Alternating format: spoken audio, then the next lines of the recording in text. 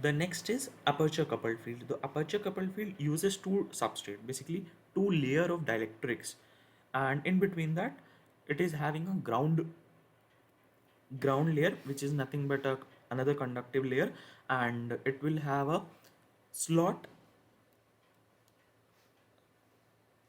etched on it in the ground plane, and the top of the substrate will have a patch, and the bottom substrate will consist of a feeding. So whatever the feeding we are giving in the bottom substrate, so through that the radiation will pass from that slot which is available in the ground, and after that only the patch will going to excite. So it is the complex one, I will say, and it is a little bit expensive because we are using the two layers of substrate over here. In the seventh module, I will be showing you what are the materials which we will be using for substrate, and these laminate sheet are very costly in terms of their applications on range of frequency that they can operate. And further note that in between the substrate, it is they are having a gap, basically then only the radiation will pass through slot. And aperture coupled field is the most complex of all four types of feeding. It has also a narrow bandwidth in this case, just like in case of coaxial feed. And in terms of spurious feed radiation, that is a little bit moderate. That means it is a little bit higher in comparative to the coaxial profeed. It is complex because it is very difficult to fabricate this type of feeding, and also, as I've said, we are using the two layers of substrate, and that's why the cost will also increase further. And also, one major drawback of this aperture coupled field is that the back radiation is very high, and therefore the front to back ratio is poor in this case. And the last one is the proximity coupled field. Again, it will be using two substrate layer, but in this time there will be no gap between the two layers, and the lower one substrate will have having a feed line just touched to the upper substrate. And also, just like in case of aperture coupled, here also the top substrate consists of a patch, and there will be no ground in between the two layers. The proximity coupled field is somewhat easy in order to design, in order to model, but it is more difficult in when it comes for fabrication.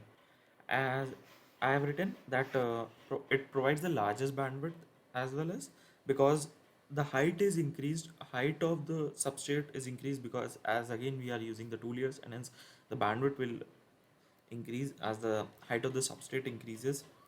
And low spurious radiation, spurious means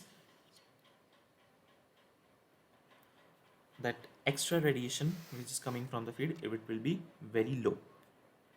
And further, whatever the dimensions for the feed line is there, and it will control the impedance matching. uh, it will depend for the impedance matching, and the width to line ratio de- determines the impedance of the antenna. So basically I've covered the four types of feeding that we are using in this case of microstrip antenna. And further, I would like to add one more thing, that proximity coupled feed has another name, which is electromagnetically coupled feed. So in this module number 5, my motive is to give a brief on each type of feeding with some realization of the feeding with the help of images.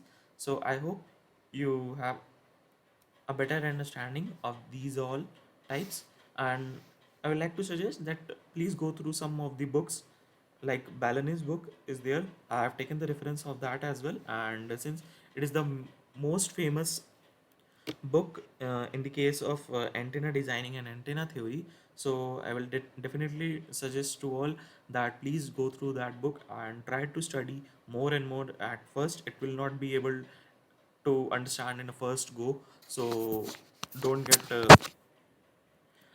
disheartened. So try to read number of times again and again the same thing, so that you will have a better idea. And when I will be